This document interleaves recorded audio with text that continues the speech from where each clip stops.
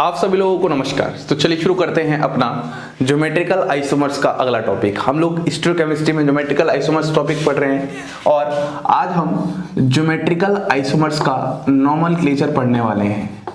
हम लोगों ने सबसे पहला टॉपिक डिफरेंट सिस्टम पढ़ चुका है। अब आज हम स्टार्ट करते हैं नोमेनक्लेचर इन ज्योमेट्रिकल आइसोमरिज्म। अब देखो, अगर हम नोमेनक्लेचर की बात करते हैं या फिर आप इसको नेमिंग भी कह सकते हो, नेमिंग की बात करते हैं तो नेमिंग हमारे पास तीन तरह की होती है। जो पहली नेमिंग होती है उसको हम कहते हैं सिस ट्रांस। जरा ध्यान से आप देखिएगा, सबसे पहली जो नेमिंग होती है उसको हम कहते हैं सिस ट्रांस नेमिंग। ये आप लोगों ने पहले भी सुना होगा। जो हमारे पास दूसरी नेमिंग होती है वो होती है EZ नेमिंग, और जो हमारे पास तीसरी नेमिंग होती है वह एक और होती है सिन एंटी नेमिंग। तो हमारे पास ज्योमेट्रिकल आइसोमर्स को नाम देने के लिए तीन तरह की नेमिंग होती है, जिसमें सबसे ज़्यादा इम्पोर्टेंट जो बन जाती है वह EZ नेमिंग बन जाती है, और इसका एप्लीकेशन पार्ट बहुत ज़्यादा पूछा जाता है। और ख़ासकर मैं आप लोगों को जब पेरीसाइक्लिक केमिस्ट्री पढ़ाऊंगा तो पेरीसाइक्लिक केमिस्ट्री में EZ नेमिंग का एप्लीकेशन बहुत अच्छे लेवल पर आने वाला है।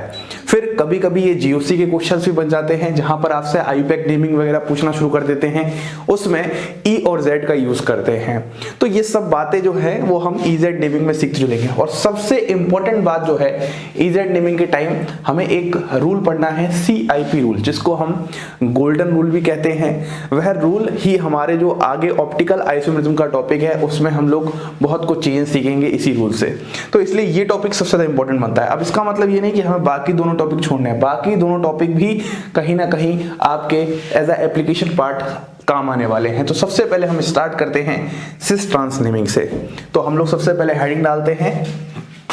सबसे पहली हेडिंग है हमारी सिस ट्रांस नेमिंग। अब जरा ध्यान से समझिएगा, सबसे पहले हम लोगों ने ये सीख चुका है कि ज्योमेट्रिकल आइसोमर्स के लिए कंडीशन क्या होती है। एक बार फिर से मैं बताता हूं। आपके पास यहां पर क्या है, कार्बन डबल बॉन्ड कार्बन है। अब यहां पर क्या है, आपके पास A है, यहां पर क्या है B है, यहां पर क्या है C है, और यहां पर क्या है D है। ये वाली बात है। और हम लोगों ने ये पढ़ा है कि यदि इसको ज्योमेट्रिकल आइसोमर बताना है तो कभी भी जो A है वो B के बराबर नहीं हो सकता, और कभी भी जो C है वो D के बराबर नहीं हो सकता। यही तो हमने बात कर रखी है। लेकिन A C के बराबर हो सकता है या फिर B D के बराबर हो सकता है। तो अब यहीं से हमारी नेमिंग स्टार्ट होती है। If any one of A equal to C और B equal to D, then we use cis trans naming। cis trans naming या तो दोनों ही बराबर हो जाएं या फिर इनमें से कोई एक भी बराबर हो जाए तो हम cis trans naming दे सकते हैं। However, A is not equal to C and B is not equal to D, then we use EZ naming. अब EZ नेमिंग की बात हम बाद में करेंगे, सबसे पहले हम सिस ट्रांस नेमिंग की बात करते हैं।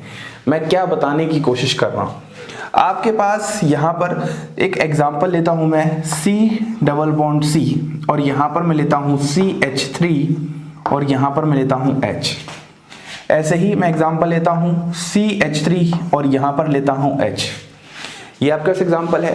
अब इसके बाद अगर मैं यहां पर बात करता हूं तो एक एग्जांपल ऐसा भी बन सकता है, CH3, यहां पर H, यहां पर H और यहां पर CH3। अब आप दोनों ही मॉलिक्यूल को जरा ध्यान से देखिए। देखो, अगर आप पहले मॉलिक्यूल को देख रहे हो तो सबसे पहले आपको ये देखना है क्या ये GI शो कर रहा है। तो इसके लिए आप सबसे पहले क्या चेक करोगे, रेस्ट्रिक्टेड रोटेशन सिस्टम है। इस चीज में तो हमने महारत हासिल कर रखी है, बहुत अच्छा समय बिताया है। रेस्ट्रिक्टेड रोटेशन सिस्टम है, इस कार्बन पर दोनों ही अलग अलग ग्रुप हैं और इस कार्बन पर दोनों ही अलग अलग ग्रुप हैं। इतनी बात होगी। तो सबसे पहले जीआई की कंडीशंस को फुलफिल करना चाहिए। कोई भी सिस्टम आप जो बात कर रहे हो, जितनी भी नेमिंग की, वो ज्योमेट्रिकल आइसोमर्स की कर रहे हो, तो सबसे पहले तो आपको ज्योमेट्रिकल आइसोमर कंडीशन तो चेक करनी ही है। हम कभी कभी नाम में खो जाते हैं, लेकिन नाम में यहाँ खोना नहीं, सबसे पहले ज्योमेट्रिकल आइसोमर्स की कंडीशन चेक करनी है। अब अगर आप जरा ध्यान से देखोगे तो ये जो सिमिलर ग्रुप है CH3 CH3 वो एक दूसरे के क्या है, पास में है, बात समझ में आ रही है। और यहाँ पर जो सिमिलर ग्रुप है, ये भी ज्योमेट्रिकल आइसोमर है, ये एक दूसरे से दूर है। तो अगर मैं यहाँ पर डेफिनेशन बताऊं तो हम ऐसे बोल सकते हैं, सिस नेमिंग हम वहां देते हैं जहां पर similar groups are near to each other, और ट्रांस नेमिंग हम वहां देते हैं जहां पर similar group are far away from each other, या फिर एट लार्जर डिस्टेंस, ऐसी हम बात कर सकते हैं। तो यहां पर हम डेफिनेशन की बात करते हैं, एक बार ये मैं मिटाता हूं, फिर प्रॉपर डेफिनेशन लिखता हूं और कुछ एग्जांपल आप लोगों के सामने लिखूंगा जहां पर आपको सिस ट्रांस नेमिंग को आइडेंटिफाई करना है। तो आइए अब थोड़ा सा आगे बात करते हैं। ये हमारे पास दोनों मॉलिक्यूल हैं। अगर दोनों मॉलिक्यूल को जरा ध्यान देखोगे तो यहाँ पर CH3 है और यहाँ पर CH3 है। ये दोनों ही क्या है, सिमिलर ग्रुप्स हैं और वो एक दूसरे के क्या है, पास में हैं। वहीं पर अगर मैं यहाँ पर बात करता हूँ, ये दोनों ही जो सिमिलर ग्रुप्स हैं या फिर ये दोनों जो सिमिलर ग्रुप्स हैं वो एक दूसरे के क्या हैं, दूर हैं। तो हम बोल सकते हैं if similar groups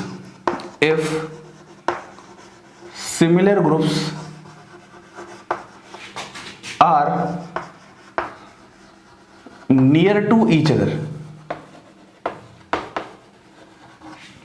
if similar groups are near to each other, then cis, and if they are at a larger distance,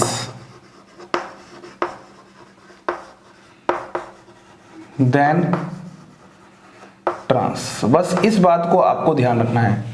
तो जब भी आपको सिस ट्रांस नेमिंग देनी है तो सबसे पहले आपको कंडीशन पता होनी चाहिए, GI होना चाहिए, और या फिर A C के बराबर हो जाए या फिर B D के बराबर हो जाए या फिर दोनों ही बराबर हो जाए। तो उस केस में हम सिमिलर ग्रुप के आधार पर, यदि वो सिमिलर ग्रुप क्या है, बहुत ध्यान से देखो, एक दूसरे के पास में है जैसे यहाँ पर आप देख रहे हो, और यदि वह सिमिलर ग्रुप क्या है, एक दूसरे के लार्जर डिस्टेंस पे हो, तो जब सिमिलर ग्रुप पास में होते हैं तो सिस होता है, और जब लार्जर ग्रुप दूर होते हैं तो ट्रांस होता है। अब हम डिफरेंट एग्जांपल्स देखते हैं। मान लो आपके सामने मैं पहला क्वेश्चन रखता हूं और आप मुझे बताइएगा। हमने सबसे पहला क्वेश्चन कुछ इस तरीके से लिया है, यहाँ पर Cl, यहाँ पर H, यहाँ पर H और यहाँ पर Cl। ऐसे ही C डबल बॉन्ड C, यहाँ पर Cl, यहाँ पर H, Cl और H। बताइए ये दोनों ही कंपाउंड्स में आप सबसे पहले चेक करो क्या ये GI शो कर रहे हैं। अगर ये GI शो कर रहे हैं फिर आप ये बताओ सिस कौन सा है और ट्रांस कौन सा है, और क्या हम यहाँ पर सिस ट्रांस नेमिंग ही दे सकते हैं या फिर कोई और नेमिंग देनी है। तो ये आपको 2-3 सवाल हमेशा पूछे जाएंगे। तो देखो सबसे पहला सवाल अगर देखते हैं तो सबसे पहले आप बताओ क्या ये GI शो करेंगे। रेस्ट्रिक्टेड रोटेशन सिस्टम है, दोनों ही ग्रुप यहाँ पर टर्मिनल पे अलग अलग हैं, तो हम बोलेंगे यह कंपाउंड क्या कर रहा है, GI शो कर रहा है। अगर GI शो कर रहा है तो देखो क्या आपको यहाँ पर सिमिलर ग्रुप नजर आ रहे हैं, बिल्कुल Cl और Cl, H और H, और दोनों ही क्या है, लार्जर डिस्टेंस पे हैं, तो बोलेंगे यहाँ पर ये क्या है, हमारे पास ट्रांस है। ऐसे ही यहाँ पर भी ये GI शो कर रहा है, ये तो थोड़ा स्पीड में आना चाहिए। अब यहाँ पर दोनों ही ग्रुप क्या है, एक दूसरे के पास में है, ठीक है, तो हम बोलेंगे ये यहाँ पर हमारे पास क्या है, सिस है। बस इस तरीके से आपको डिफरेंट क्वेश्चंस को करना है। अब मान लो एक क्वेश्चन कुछ ऐसा जाए, क्वेश्चन नंबर 2 की मैं बात कर रहा हूँ। तो क्वेश्चन नंबर 2 कैसा जाएगा, C डबल बॉन्ड C, यहाँ पर Cl है, यहाँ पर H है, यहाँ पर Cl है, यहाँ पर H है। ऐसे ही C डबल बॉन्ड C, यहाँ पर Cl है, यहाँ पर H है, यहाँ पर Cl है, यहाँ पर H है। तो ये आपके पास क्वेश्चन आ गया। अब देखो जब आप क्वेश्चंस करते हो तो आपको सारी पॉसिबिलिटीज हर तरह की पता होनी चाहिए कि वहां पर किस तरीके से क्या बनने वाला है। अब जरा आप ध्यान से देखोगे तो आप यहाँ पर क्या करने वाले हो, सिस करने वाले हो कि ट्रांस करने वाले हो। तो सबसे पहले चेक करो क्या GI होगा।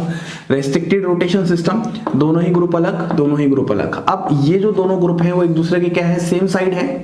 आप यहाँ पर ऐसे भी याद कर सकते हो, जो सिस का मतलब होता है वो यहाँ पर सेम साइड सिमिलर ग्रुप से होता है, और जो ट्रांस का मतलब होता है वो यहाँ पर अपोजिट साइड सिमिलर ग्रुप से होता है। तो ये कुछ ज्यादा ही फेमस होता है, ये टर्म यूज करते हैं, तो इसी बात को आप यहाँ पर ध्यान रख सकते हो।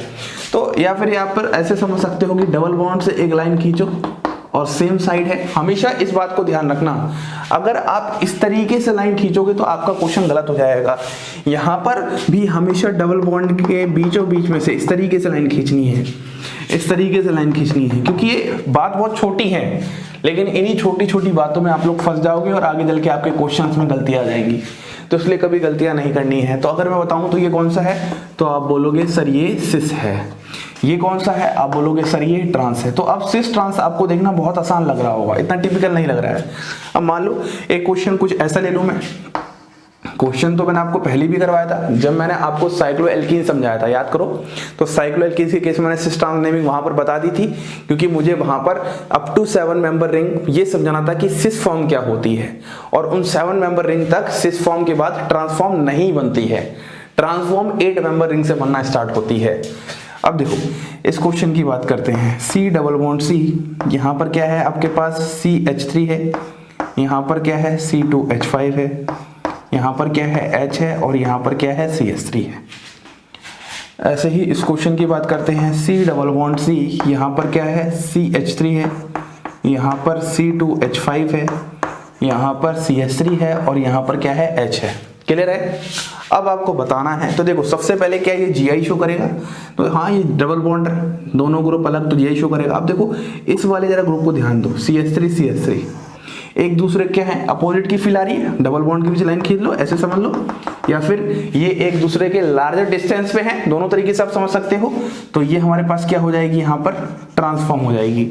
ऐसे ही अगर मैं इसकी बात करता हूँ तो जरा ध्यान से देखो, ये कुछ ऐसा आ जाएगा, ऐसा इस तरीके से, ये एक दूसरे क्या है नियर डिस्टेंस पे हैं, या फिर आप ऐसे कह लो 20 से एक लाइन खींचेंगे तो यहाँ पर एक दूसरे क्या है सेम साइड सिमिलर ग्रुप्स हैं, तो हम बोलेंगे यहाँ पर क्या हो जाएगा सिस हो जाएगा। इतना पॉइंट क्लियर आपको, यहाँ तक बात समझ में आ रही है। तो सिस ट्रांस इसी तरीके से करेंगे। अब एक क्वेश्चन मान लो साइक्लिक वाले पार्ट में मैं ले लेता हूँ, और साइक्लिक वाले पार्ट में हम लोग कुछ इस तरीके से ये वाला सिस्टम ले लेते हैं, और यहाँ पर मैं डबल बॉन्ड लगा देता हूँ। ऐसे ही अगर मैं ये वाला ले लेता हूँ सिस्टम, इस बार मैं यहाँ पर डबल बॉन्ड लगाता हूँ। तो जरा ध्यान से देखना मैं क्या सिखाना चाहता हूँ। अगर आप यहाँ पर देखोगे तो जो H हैं और जो H हैं वो एक दूसरे क्या हैं सेम साइड पे हैं, तो यहाँ पे H से ही फील आ जाएगा। फिर समझिए, यहाँ पर H से ही फील आ जाएगा, ये एक दूसरे के सेम साइड पर है। क्लियर है। तो इसीलिए देखो सबसे पहले GI भी देख लो आप, डबल बॉन्ड है, रेस्ट्रिक्टेड सिस्टम है, यहाँ पर H है, ये वाला ग्रुप लगे, तो हम बोलेंगे ये हमारे पास क्या हो जाएगा सिस हो जाएगा। ऐसे ही इस क्वेश्चन को देखो, यहाँ पर बनाने का तरीका थोड़ा अलग है। देखो यहाँ पर आपके पास क्या है H है, और यहाँ पर आपके पास क्या है H है। जरा ध्यान से देखो, क्या ये दोनों H सेम साइड आ रहे हैं। अब बनाने को तो आप बना दोगे, आप बोलोगे सर ये इसको ऐसे मिटाओ, और इसको ऐसे मिटाने के बाद यहाँ पर ऊपर ये H लगा दो। तो भैया ऐसा नहीं होता है, H इस तरफ ही आता है, और दोनों H एक दूसरे क्या दिख रहे हैं अपोजिट दिख रहे हैं। तो ये कुछ फील आएगा इस तरीके से, ट्रांस का फील आ रहा है इस तरीके से। मतलब कहीं ना कहीं अगर मैं सिस की कहानी थोड़ी समझाऊं तो सिस की कहानी कहीं ना कहीं थोड़ी ऐसी चल रही होती है इस तरीके की, और जो ट्रांस की कहानी है वो कहीं ना कहीं कुछ इस तरीके से चल रही होती है। ये एक स्टैंडर्ड सिस्टम है जिसको आप सिस ट्रांस समझा सकते हो। ये फीलिंग दे रहा है सिस का, ये फीलिंग दे रहा है ट्रांस का, तो ये फीलिंग यहाँ पर भी मिल रही है, तो हम बोलेंगे ये जो सिस्टम है ये आपके पास क्या है ट्रांस है। तो उम्मीद करता हूँ आपको इतने सवालों से सिस ट्रांस का मतलब बहुत अच्छे से समझ में आ चुका है। अब हम अपनी सेकंड नेमिंग स्टार्ट करते हैं, उसका नाम है EZ, और EZ को हम बहुत आराम से बहुत अच्छे से सीखेंगे। तो आइए अब हम बात करते हैं आगे। ठीक है, हम लोगों ने अभी तक सिस ट्रांस नेमिंग बहुत अच्छे से सीख चुका है। अब हम लोग अपनी सेकंड नेमिंग स्टार्ट करते हैं, जो कि सबसे ज्यादा इंपॉर्टेंट नेमिंग है, जिसका नाम है EZ नेमिंग। अब सबसे पहले आपको ये पता होना चाहिए कि EZ नेमिंग हम जनरली किस सिस्टम पे अप्लाई करते हैं। तो मैं आपके साथ सबसे पहले सिस्टम लिखता हूं। वह सिस्टम आपके पास कुछ ऐसा है, C डबल बॉन्ड C, यहाँ पर क्या है A है, यहाँ पर क्या है B है, यहाँ पर C है, और यहाँ पर D है। तो एक बात तो हमें पक्की पता है कि जो A है वो B के बराबर कभी नहीं हो सकता, और जो C है वो D के बराबर कभी नहीं हो सकता। अगर हमें इन सभी को GI बताना है, तो अगर ऐसी कंडीशन है तो पक्की बात है ये हमारे पास GI शो करेगा। अब क्योंकि ये GI शो कर रहा है तो GI में ही EZ नेमिंग होती है। तो EZ नेमिंग के लिए जो यहाँ पर हम जनरली ज्यादातर जो यूज करते हैं कि जब हमारे पास A is not equal to C हो, और B is not equal to D हो, तब इस वाले केस में हम लोग यूज करते हैं EZ नेमिंग। अब सर आखिरकार आप समझाना क्या चाहते हो? अगर मैं आपके सामने एक एग्जाम्पल लेके आऊं, सबसे पहले मैं आपके सामने एक एग्जाम्पल लिख लेता हूं और उस एग्जाम्पल को लिखने के बाद फिर मैं आपसे ये पूछता हूं कि जो मैंने सिस ट्रांस नेमिंग सिखाई है क्या यहां पर वर्क करेगी या नहीं करेगी। ये F है आपके पास, ये Cl है, ये Br है और ये I है। ये आपके पास एक एग्जाम्पल है। सबसे पहले आपको ये चेक करना है क्या ये ज्योमेट्रिकल आइसोमर दिखाएगा। तो देखो रेस्ट्रिक्टेड रोटेशन सिस्टम है पहली बात, उसके बाद यहाँ पर दोनों ग्रुप अलग अलग लगे हैं और यहाँ पर भी दोनों ग्रुप अलग अलग ही है, तो GI दिखाएगा। अब GI दिखा रहा है क्या, तो GI का नोमेनक्लेचर सिस ट्रांस ये फॉलो करेगा। तो अगर आप ध्यान से देखोगे तो सिस ट्रांस के लिए सिमिलर ग्रुप होने चाहिए, लेकिन यहाँ तो कोई सिमिलर ग्रुप ही नहीं है। जब सिमिलर ग्रुप ही नहीं है तो कौन किसके साइड में और कौन किसके अपोजिट साइड में ये तो हमें पता नहीं चलेगा।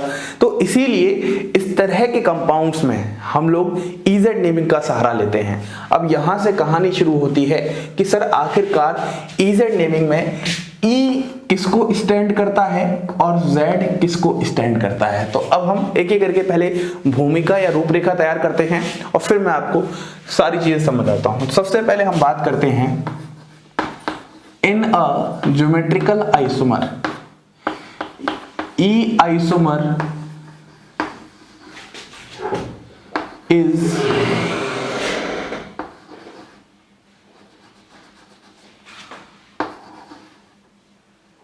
अंग्रेजी थोड़ी सी ऊपर नीचे हो सकती है, who's having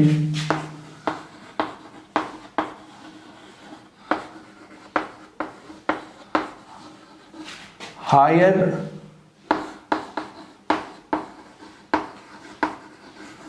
priority atom or group are at larger distance। मैंने क्या समझाने की कोशिश की है, अगर हमारे पास कोई ज्योमेट्रिकल आइसोमर है तो उसमें जो E आइसोमर है वह होता है जहां पर आपके पास जो हायर प्रायोरिटी है वह एटम या ग्रुप लार्जर डिस्टेंस पे हो। तो मैंने आपको नियर डिस्टेंस और लार्ज डिस्टेंस के बारे में सिस टेंस में बता रखा है, उसी की बात मैं कर रहा हूं। ऐसे ही and if higher priority group and if higher priority group oblique atom are at nearer distance या near distance then is called Z isomer. ये हमारे पास कहानी चली आ रही है, ठीक है, इतनी बात क्लियर है। तो इसको थोड़ा और अच्छे से सिखाते हैं। देखो E है और एक Z है। जो E है इसका मतलब होता है एंटजाजेन, फुल फॉर्म जो है, और Z का जो फुल फॉर्म है वो होता है जुसामन। एंटजाजेन का मतलब होता है अपोजिट साइड,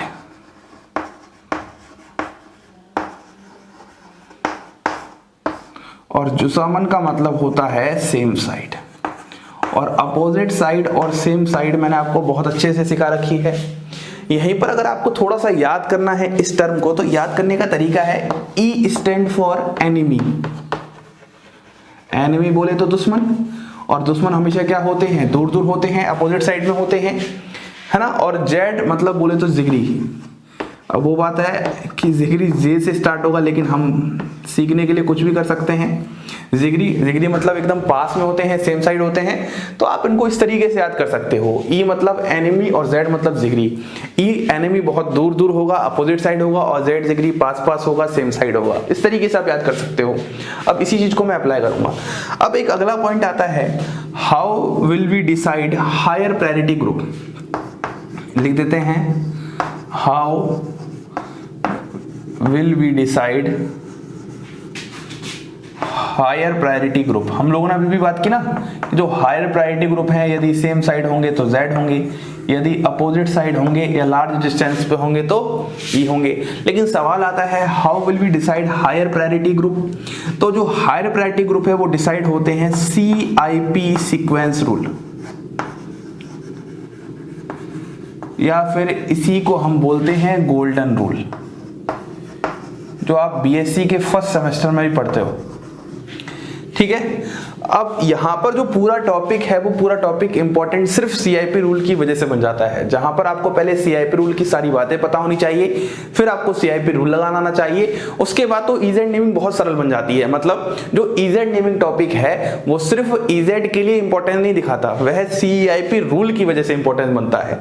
तो अब सवाल आता है कि CIP रूल क्या होते हैं, इनके क्या क्या डिफरेंट स्टेटमेंट्स हैं, उन सबको हम यहाँ पर एक एक करके बहुत ही आराम से समझने की कोशिश करते हैं। तो आइए अब हम बात करते हैं CIP रूल। तो सबसे पहले CIP का जो फुल फॉर्म होता है वो होता है काहन, इनगोल्ड, प्रीलोक। ये 3 साइंटिस्ट थे जिन्होंने मिलकर एक सेट ऑफ रूल दिया है, उसी को नाम दे दिया CIP रूल, या फिर इसको गोल्डन रूल भी कहते हैं। तो सबसे ज्यादा इंपॉर्टेंट होते हैं इनके स्टेटमेंट और उसका तरीका याद करने का। जिस तरीके में नंबर 1 है तो नंबर 1 याद करना है, फिर नंबर 2, नंबर 3 और नंबर 4, इस तरीके से आपको इसी सीक्वेंस में रूल याद रखने हैं। तो सबसे पहला रूल ये कहता है that atom will be have higher priority order. तो सबसे पहले ये पता कर लो कि CIP रूल किस लिए दिया गया है। तो मैंने आपको बताया था CIP रूल प्रायोरिटी ऑर्डर पता करने के लिए दिया गया है ना। आप प्रायोरिटी जो ऑर्डर दोगे वो किसके बेसिस पे दोगे, CIP रूल के बेसिस पर दोगे। तो क्या बोला है, that atom will have higher priority order in which atom has higher atomic number. इस पॉइंट पर ध्यान दो, हायर एटॉमिक नंबर। और जिस एटम को आप चेक करोगे जिसका हायर एटॉमिक नंबर है, दैट एटम, कौन सा एटम, जो कि डायरेक्टली अटैच्ड होता है। क्या होता है, डायरेक्टली अटैच्ड। अभी मैं एक एग्जांपल सिखाऊंगा, आपको सब समझ में आ जाएगा। जैसे मान लो आपके पास ये डिफरेंट एटम है जो लगे हुए हैं, BrIClFH। तो इनका एटॉमिक नंबर आपको पता ही है, ये सीक्वेंस आपके पास, तो इनका प्रायोरिटी ऑर्डर भी इसी सीक्वेंस में आ जाएगा। अब एक नीचे नोट लिखा है इन केस ऑफ आइसोटोप्स। आपको पता है आइसोटोप्स क्या होते हैं, जिनका एटॉमिक नंबर क्या होता है, सेम। अगर एटॉमिक नंबर ही सेम हो गया तो एटॉमिक नंबर की वजह से आप यहाँ पर क्या कर सकते हो, प्रायोरिटी ऑर्डर नहीं दे सकते हो। इसीलिए अब आपको यहाँ पर क्या चेक करना होगा, एटॉमिक मास। जिसका एटॉमिक मास ज्यादा उसका प्रायोरिटी ऑर्डर ज्यादा। तो हमें पता है ट्रिटियम का ज्यादा होता है, फिर ड्यूटेरियम का और फिर प्रोटियम का। तो ये ऑर्डर आ चुका है। तो ये ऑर्डर किसके बेसिस पर है, एटॉमिक मास के बेसिस पर है। अभी जो पहला पूरा रूल है इसको समझाने के लिए मैं यहाँ पर आपके सामने 2 एग्जाम्पल लिखता हूँ और दोनों ही एग्जाम्पल को आपको ट्राई करना है। तो क्वेश्चन नंबर जो पहला है वह क्वेश्चन नंबर पहला तो कुछ ऐसा है, यहाँ पर Cl है, यहाँ पर Br है, यहाँ पर I है और यहाँ पर F है। मान लो एक ऐसा क्वेश्चन हमारे सामने आ गया, तो सबसे पहले आपको उसको नेमिंग देनी है और EZ नेमिंग देनी है।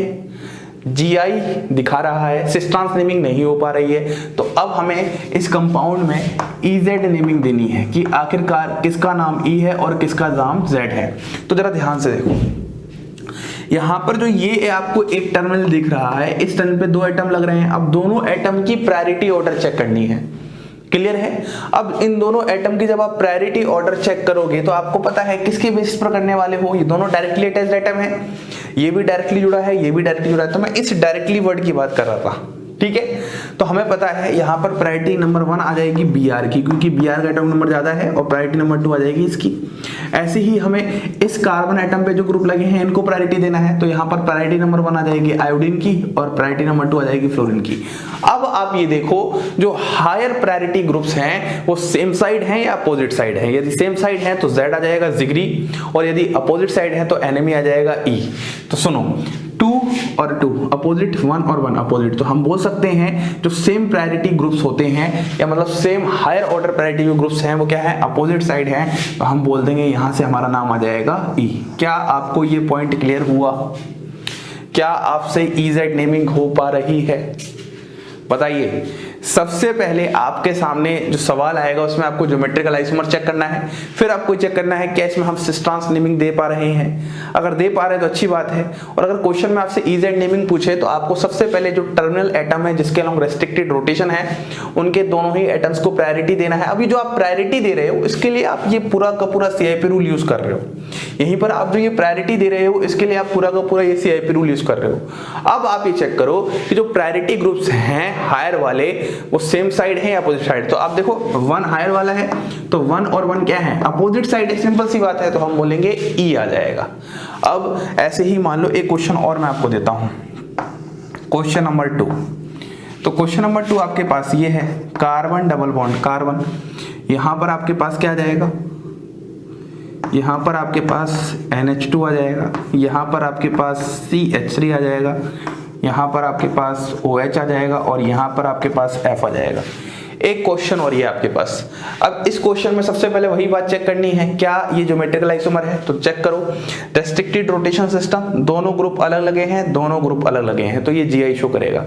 अब आपको इसमें EZ नेमिंग देनी है, तो EZ नेमिंग के लिए वही फंडा, फिर से इस कार्बन पर जो 2 आपके पास ग्रुप लगे हैं तो उनको प्रायोरिटी देनी है। तो अब देखो जरा ध्यान से, यहाँ पर ये पूरा ग्रुप लगा है लेकिन आपको सिर्फ डायरेक्टली अटैच्ड एटम से मतलब है। सबसे पहले अरे बोलिए क्या पॉइंट समझ में आया आपको, यहाँ पर सिर्फ डायरेक्टली अटैच्ड एटम से मतलब है। यहाँ पर नाइट्रोजन है, यहाँ पर कार्बन है, और हमें पता है नाइट्रोजन का एटॉमिक नंबर कार्बन से ज्यादा होता है, तो इसकी प्रायोरिटी हमारे पास क्या आ जाएगी, 1 आ जाएगी, और इसकी प्रायोरिटी हमारे पास क्या आ जाएगी, 2 आ जाएगी। ऐसे ही अगर मैं इस कार्बन की बात करता हूं तो कार्बन से डायरेक्टली अटैच्ड एटम कौन सा है, ऑक्सीजन, तो आपको ऑक्सीजन का एटॉमिक नंबर काउंट करना है। यहाँ पर फ्लोरीन, तो फ्लोरीन का करना है, और हमें पता है ऑक्सीजन और फ्लोरीन में किसका एटॉमिक नंबर ज्यादा होता है, फ्लोरीन का ज्यादा होता है, तो हमारे पास यहाँ पर 1 आ जाएगा और यहाँ पर 2 आ जाएगा। अब आप ये चेक करो जो हायर प्रायोरिटी ऑर्डर ग्रुप्स हैं जैसे 1 और 1, तो 1 और 1 इस बार क्या आ रहे हैं, अपोजिट आ रहे हैं, तो यहाँ पर भी अपोजिट आ रहे हैं, तो हम यहाँ पर भी बोल देंगे ये हमारे पास ई नेमिंग है। क्या आपको पहला रूल ऑफ CIP समझ में आ गया? तो CIP का पहला रूल कहता है जो डायरेक्टली अटैच्ड एटम होते हैं उनका एटॉमिक नंबर चेक करो, जिसका एटॉमिक नंबर ज्यादा उसका प्रायोरिटी ज्यादा। ठीक है, अब ऐसा क्या हो यदि आपके पास जो डायरेक्टली अटैच्ड एटम है वो दोनों ही सेम आ जाए, तो फिर क्या करने वाले हैं, तभी आपके पास सेकंड रूल आता है। तभी मैंने बोलता फर्स्ट रूल के बाद सेकंड रूल लगाना है। तो सेकंड रूल क्या कहता है, in case of same atomic number go for second atom, go for third atom and so on. तब तक चले जाना है जब तक आपके पास नेक्स्ट पॉइंट ऑफ डिफरेंस ना मिल जाए। क्या आपको दूसरा रूल समझ में आ गया? सबसे पहला रूल तो आपको बहुत आसानी से समझ में आ चुका है, सबसे आसान रूल है। दूसरा रूल क्या कहता है, यदि आपके पास 2 ग्रुप या 2 एटम्स लगे हैं, दोनों ही सेम हैं, तो उस केस में क्या करने वाले हैं, उस केस में हम लोग ये करने वाले हैं, हमें नेक्स्ट पॉइंट ऑफ डिफरेंस तक जाना है। सिंपल सी बात है, 2 एटम अगर सेम होंगे तो GI तो होने नहीं वाला है एक कार्बन पर। हाँ, 2 ग्रुप लग सकते हैं तो पक्की बात उसमें अलग भी एटम्स होंगे, सेकंड एटम भी होगा, थर्ड एटम भी होगा, तो वो second atom third atom decide करने वाले हैं कि प्रायोरिटी किसकी ज्यादा होने वाली है। अब इसी ही पॉइंट को समझाने के लिए मैं कुछ यहाँ पर और एग्जाम्पल लिखता हूँ ताकि आपको चीजें समझ में आ जाए। तो आइए अब हम बात करते हैं सेकंड रूल की। देखो सेकंड रूल थोड़ा सा टिपिकल रूल है, ज्यादा टिपिकल नहीं है, थोड़ा सा, बस आपको यहाँ पर जो मैं जैसा सिखाऊंगा वैसे ही आपको करना है, और इसको आपको सीखने के लिए सिर्फ चाहिए प्रैक्टिस। जितना ज्यादा आप क्वेश्चंस के प्रैक्टिस करोगे उतना ही हद तक आपको ये चीजें समझ में आने वाली हैं। तो चलिए शुरू करते हैं। देखो अगर मैं यहाँ से बात करता हूं तो सबसे पहले हमारे पास कुछ इस तरीके से है पहला क्वेश्चन। तो आप इस क्वेश्चन में देखो क्या ये GI शो कर रहा है। देखो सबसे पहले हमेशा आप अपने बेसिक कॉन्सेप्ट पे स्टिक रहो। अगर आप बेसिक कॉन्सेप्ट पे स्टिक रहोगे तो आपसे कभी भी कोई जो गलतियां होती हैं बहुत छोटी छोटी, वो गलतियां कभी नहीं होने वाली हैं। आप GI देखो तो GI देखोगे तो पुराना अपने आप रिवाइज होता जाएगा। देखो रेस्ट्रिक्टेड रोटेशन सिस्टम है, इस पे 2 अलग अलग ग्रुप हैं, इस पे भी 2 अलग अलग ग्रुप हैं, इतना पॉइंट क्लियर है, GI शो करेगा। अब आपको क्या करना है, प्रायोरिटी देना है। तो एक तो आपको इन दोनों ग्रुप के बीच में प्रायोरिटी देना है और आपको एक बार इन दोनों ग्रुप के बीच में प्रायोरिटी देना है। अगर मैं इन दोनों ग्रुप के बीच में प्रायोरिटी देता हूं तो जरा ध्यान से देखना, मैं सबसे पहले यहां पर उठाता हूं, आपके पास यहां पर क्या है, CH2OH है। सबसे पहले मैं लिख देता हूं यहां पर क्या है, CH2OH है, और यहां पर क्या है, CH2NH2 है। अब हम बात करते हैं इनका फर्स्ट एटम क्या है हमारे पास। तो अगर आप फर्स्ट एटम देखोगे तो दोनों का फर्स्ट एटम आपके पास क्या है, कार्बन कार्बन। यहां पर भी कार्बन है और यहां पर भी कार्बन है, क्लियर है। देखो फर्स्ट एटम दोनों का है कार्बन। अब दोनों का जब फर्स्ट एटम सेम हो तो हमें क्या करना है, सेकंड एटम में जाना है। सेकंड एटम सेम हो तो क्या करना है, थर्ड एटम पे जाना है। तो इस तरीके से हम कर रहे हैं। तो अगर अब हम बात करते हैं यहां पर फर्स्ट एटम के बाद सेकंड एटम पर, तो मुझे बताओ इनका सेकंड एटम क्या है। तो देखो इस कार्बन से कौन कौन सा ग्रुप लगा है, भाई सेकंड एटम होगा। फिर से सुनो, इस कार्बन से कौन कौन से ग्रुप लगे हैं, CH2O। तो आप बोलोगे सर आपके पास यहाँ H और O है, मतलब ऐसे लिख सकते हो 2 H और O है। और यहां पर कौन कौन है, H और N है। क्या इतना पॉइंट क्लियर हुआ। सबसे पहले आपने फर्स्ट एटम देखा, दोनों का सेम है। सेकंड एटम देखो तो दोनों के H सेम है, लेकिन यहां पर आपके पास पॉइंट ऑफ डिफरेंस क्रिएट हो रहा है। यहां पर ऑक्सीजन है और यहां पर आपके पास नाइट्रोजन है, बस खत्म हो गया। अब आप सेकंड एटम को ही देखकर प्रायोरिटी ऑर्डर बता सकते हो, जहां पर ऑक्सीजन है वहां पर प्रायोरिटी ज्यादा होगी। अरे बोलो कैसे, कार्बन नाइट्रोजन ऑक्सीजन, ऑक्सीजन का एटॉमिक नंबर ज्यादा होता है। तो आप बोलोगे सर जो CH2OH वाला है उसकी प्रायोरिटी आपके पास नंबर 1 हो जाएगी, और CH2NH2 वाला है उसकी प्रायोरिटी आपके पास नंबर 2 हो जाएगी। ऐसे क्वेश्चंस करने के लिए आपको थोड़ी सी पेशेंस दिखानी पड़ेगी। आप हड़बड़ी में रहोगे, जल्दबाजी करोगे तो ये क्वेश्चंस आपके गलत हो जाएंगे। तो सबसे पहले आप सीख जाओ, बहुत अच्छे से सीखो कि किस तरीके से चीजें करते हैं, उसके बाद आप आगे चीजों को अप्लाई करना स्टार्ट करो, ठीक है। अब ऐसे ही इस क्वेश्चन की बात करते हैं। तो देखो फिर से मैं ग्रुप्स बनाता हूँ, लिख देता हूँ ग्रुप, इस कलर से लिखता हूँ। तो यहाँ पर एक तो आपके पास क्या है CME3 है, और एक आपके पास क्या है CH2F है, ठीक है। इतना क्लियर है आपको। अब CMA3 और CH2F पे दोनों के जो फर्स्ट एटम है वो क्या है, कार्बन कार्बन। यहां पर भी कार्बन है, यहां पर भी कार्बन है। तो सबसे पहले फर्स्ट एटम से आप यहां पर नहीं देख पा रही हो, तो अब आपको क्या चाहिए, सेकंड एटम चाहिए। तो सेकंड एटम देखो यहां पर Me3 है, जगह अगर मैं Me3 को थोड़ा सा खोल के लिखूंगा तो Me3 को आप ऐसे लिखोगे, देखो Me मतलब मिथाइल होता है, तो आप इसको लिखोगे CH3, इसको लिखोगे CH3 और इसको लिखोगे CH3। तो इसका सेकंड एटम कौन सा होगा, कार्बन कार्बन कार्बन। तो आप बोलोगे सर इसका सेकंड एटम आ रहा है कार्बन कार्बन कार्बन, 3 कार्बन आ रहा है, ठीक है। इस वाले का देखते हैं, तो इसमें वही सिंपल सी बात है, 2 तो हाइड्रोजन है इस तरीके से और एक आपके पास फ्लोरीन है। अब जरा ध्यान से देखो, अब अगर मैं दोनों में सेकंड एटम के बेसिस पे प्रायोरिटी ऑर्डर देखूंगा तो मुझे यहाँ पर ओवरऑल नहीं दिखना, मुझे सिर्फ एक पॉइंट ऑफ डिफरेंस दिखना चाहिए। तो अगर आप जरा ध्यान से देखोगे तो यहाँ पर आपके पास क्या है, फ्लोरीन है, और यहाँ पर आपके पास क्या है, कार्बन है। तीनों कार्बन सेम है, कोई भी एक ले लो। तो हम बोलेंगे फ्लोरीन का एटॉमिक नंबर ज्यादा है। अब जो 2 H हैं वो क्या करेंगे, तेल ले लेंगे भाई, उनको कोई मतलब नहीं है। हमें तो क्या करना है, सबसे पहला जो इंपॉर्टेंट बात क्या है, एक पॉइंट ऑफ डिफरेंस दिखना चाहिए। तो इसका आपका एटॉमिक नंबर ज्यादा होगा। अगर एटॉमिक नंबर ज्यादा है तो हम बोलेंगे CH2F की प्रायोरिटी हमारे पास ज्यादा हो जाएगी, तो हम इसको नंबर 1 कह देंगे और इसको नंबर 2 कह देंगे। क्या आपको क्लियर हुआ। अब आप देखो 1 और 1 दोनों एक दूसरे क्या है, अपोजिट साइड है, हायर प्रायोरिटी ग्रुप ऑर्डर है, तो ये हमारा आंसर क्या जाएगा, E आ जाएगा। अगर सेम होते तो हमारा क्या होता, Z। तो बस इस तरीके से आपको क्वेश्चंस को यहाँ पर प्रैक्टिस करना है। अब जितना ज्यादा आप क्वेश्चंस प्रैक्टिस करोगे उतनी ज्यादा आपकी इस कॉन्सेप्ट पर पकड़ होगी। तो सेकंड पॉइंट क्या कहता है, क्लियर एकदम अच्छे से, कोई दिक्कत नहीं है। इस क्वेश्चन की बात करते हैं, थोड़ा सा स्पीड में बढ़ेंगे। देखो मैं एक बार सारे ग्रुप लिख देता हूं, एक बार मैं यहां पर फिर से वही लिखता हूं, CH2Br है एक तो ग्रुप आपके पास, एक आपके पास CF3 है, इन दोनों में बताना है। वहीं यहां पर आपके पास क्या है, CCl3 है, और यहां पर क्या है, CH2Cl है। अब दोनों के अगर मैं, एक फर्स्ट एटम है हमारे पास और एक हमारे पास सेकंड एटम है, first atom and second atom.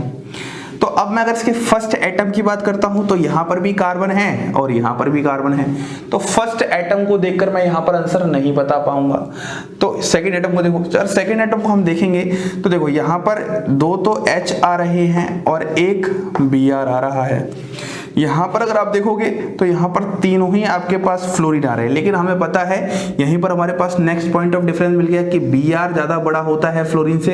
तो हम बोलेंगे ये हमारे पास नंबर 1 प्रायोरिटी होगी और ये हमारे पास नंबर 2 प्रायोरिटी होगी। इस क्वेश्चन की बात करते हैं भैया। देखो इस क्वेश्चन में भी वही सेम बात है हमारे पास, फिर से लिख देता हूं मैं यहाँ पर। फर्स्ट एटम इसमें कौन कौन सा, जल्दी बताओ। इसमें भी कार्बन है, इसमें भी कार्बन है। सेकंड एटम कौन सा है? देखो इसमें तो 3 Cl है, इसमें कितनी Cl है? 3 Cl है।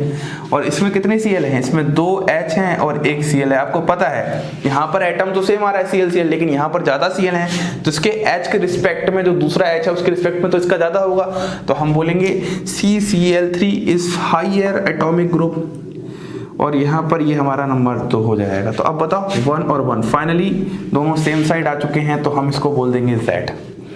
अगर नहीं आता तो आप बोलते सर सबका आंसर ई आता है क्या? तो ई नहीं आता, वो तो फिर अब क्वेश्चन ही ऐसे बन जा रहे थे कि ई आ रहा था, अब हमारा इसका क्या जाएगा? Z। तो इस तरीके से आपको हर एक पॉइंट ऑफ डिफरेंस को चेक करते चलना है। या तो स्टार्टिंग में मिल जाए तो अच्छी बात है, नहीं मिले तो सेकंड एटम। अभी जो सबके आंसर आ रहे हैं सेकंड एटम तक, मान लो सेकंड एटम भी सबके सेम होते तो क्या करते?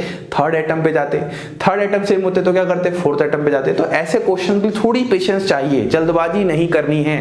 अभी आप सीख रहे हो तो सीखते समय कोई भी जल्दबाजी नहीं होनी चाहिए। इस क्वेश्चन की बात करते हैं, बताओ इस क्वेश्चन में कैसे करने वाले हो? फिर से वही बात है, लिख देते हैं यहाँ पर, या लिखने की जरूरत भी नहीं है। यहाँ पर कार्बन है, यहाँ पर भी कार्बन है, सेम है, लेकिन यहाँ पर जो सेकंड एटम है उसमें एक कार्बन आ रहा है और यहाँ पर तीनों H है, तो हम बोलेंगे इसकी प्रायोरिटी हमारे पास ज्यादा हो जाएगी, ये नंबर 1 हो जाएगा और ये नंबर 2 हो जाएगा।